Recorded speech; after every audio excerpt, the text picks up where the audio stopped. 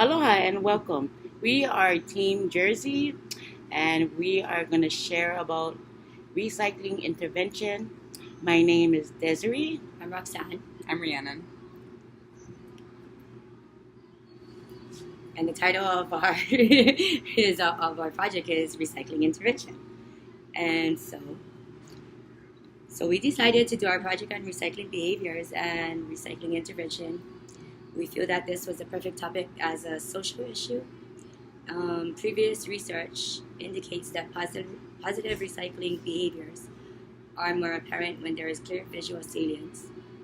And past research also found that proximity of recycle bins are effective. Oh, we're missing Kanoi in this video, but you will see her later in this presentation. Thank you. According to the United States Environmental Protection Agency, in 2014, the United States accumulated 250 million tons of municipal solid waste, and of that, only 34.6% was recycled or composted. So essentially, we were curious what would make you as a sample population want to recycle more. Our research hopes to eliminate recyclable products that accidentally end up at the landfill. Okay, so our team came up with this recycling intervention just basically based on the fact that recycling can be a really tedious process and it's also really confusing.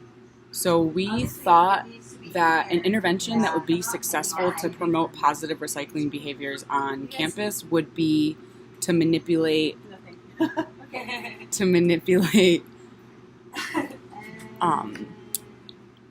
proximal distance that the bins are to the food consumption areas and if there's visual salience on the bins.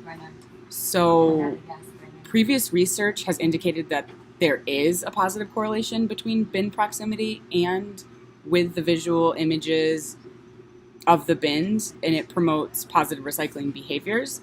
So our intervention kind of dovetails off of that previous research. And essentially, universities and public institutions alike provide designated areas to recycle. However, at Hilo, there are recycling receptacles, but they're only for paper, plastic refundable bottles and cans, and compost. It doesn't take into consideration items that are eaten at either the cafeteria or at the cube. Items such as plastic containers that house the food or plastic cups and the utensils. So all of those are unfortunately thrown into the rubbish bin. So we as a collective decided how could we approach this dilemma socially? So we believe that if people have the opportunity and instructions about which items are recyclable and where to place them, then that will in turn eliminate the amount of waste that does go to the landfills, harming the environment, and in turn it would create more positive recycling behaviors. Our intervention is aimed to address specific ways to incorporate and create positive recycling behaviors on Hilo's college campus, to be specific. And it starts off by us observing and intervening with recycling behaviors in UH's student population. And then we're also going to take into consideration the effect of the proximal bin distance. So we think that the closer the bins are to where the food is either purchased or consumed, it will in turn result in people recycling in the proper bins, also including the visual images on the bins indicating what goes where. Thank you. And then we really think that it'll be effective if for the landfill bin we have an image of, for the rubbish bin we have an image of a landfill, because not only is a landfill like a shocking image, but it kind of really shows like where what you put in there, where it ends up. And then we believe that the consumer's behavior will reflect the convenience that is associated with being able to quickly discard the recyclable material after consuming. These are the recycle bins that we used in our interventions that was set up down by the Cube, which is one of our food vendors on the campus of the University of Hawaii Hilo. This is the proximity of the bins that we felt will be more effective in our intervention on recycling on the campus of University of Hawaii Hilo. When forming this intervention, we match interventions with individual motives as a vital detail. We consider different people's motivations within themselves. We utilize social psychological concept relating to the theory of planned behavior. According to the theory of planned behavior, when individuals are encouraged to change their attitude, they are more likely to be consistent with their behavior than their attitude is more consistent with their actions. And we found most individuals will do what is socially desirable by having evident visual salience of recycling with repetitive action. Change is accomplished through social influence. We also found that individuals are more likely to conform to gain social approval to maintain self-image through social validation. Volunteerist policies reflect one's social responsibility. And we also found that not everyone falls in the same sense of social responsibility. However, most people will act in cooperative ways. For example, some people choose to recycle because they believe it is the right thing to do, regardless of others. In considering volunteerism and planned behavior, we use the concepts to activate social norms in response to proper recycling behavior. And we also focus on injunctive norms, mainly the norm that people feel obligated to help solve the world's problems. To activate this feeling, we use a large world problem, the landfill image on the rubbish can. Lastly, we will tie each of these social theories together with the concept of what is best for the public good, based on the public goods dilemma exemplified in this situation. Creations of public good depends on individuals' contribution. But once it exists, the public good is available to all members of a collective group regardless of their level of participation. Thus, each maximizes self-interest by benefiting from the resources without contributing anything. But if everyone in the collective fails to contribute, the public good is lost and helps no one.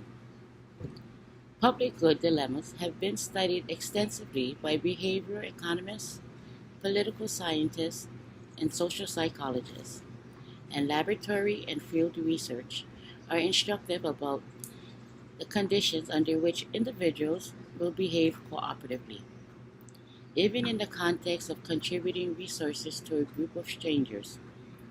In general, levels of cooperation are significantly higher when shared in a group identity is made salient or group members strongly identify with the collective than when no shared identity is available or group identification is weak. One theory is based on the idea that individuals expect that other people will be cooperative within the in-group, and that people will be cooperative with each other because they are members of the same group. Such norms are generalized. Reciprocity are strong in intergroups, interactions, and weaker or absent across group boundaries. You see, that's why When one person does the action of recycling and see others doing it, we hope that they will follow through with it because it is part of doing social psychology and learning that we need to take care of our item. And it's important for us as it is important for the item.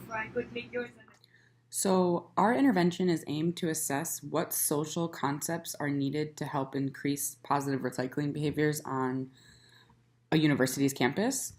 And we took into consideration incorporating social theories such as the theory of planned behavior, volunteerism, activating injunctive norms, and the behavioral concept of public goods and the public good dilemma.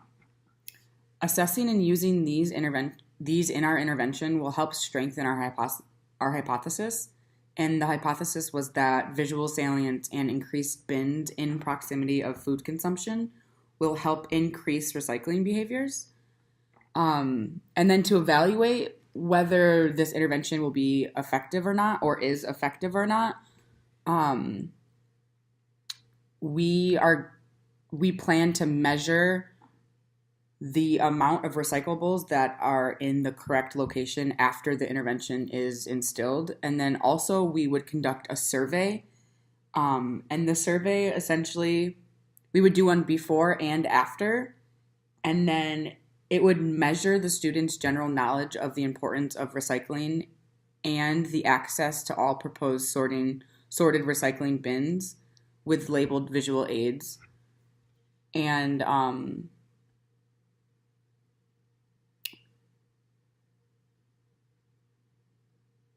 essentially the survey would be used as another guide to show whether students found the intervention successful, if it was successful or not, and if their recycling behaviors changed based on what they said before the intervention and then after the intervention. And then being able to compare the number of recycled items before and after the intervention will be able to tell us right away whether the intervention was useful. And then at the end of each treatment time, we would also go out on campus and monitor the recycling bins. And in doing that, we would further encourage recycling and speak to the students about the positive aspects of recycling and if they're experiencing any stress in recycling, and just kind of be a face of the intervention. And it makes it more personal, and so that people actually know what's going on and they're not just involved in some wacky experiment. It's a positive intervention. And then hopefully all of this will help create a greener tomorrow. Thank you for listening to our presentation, and that's it.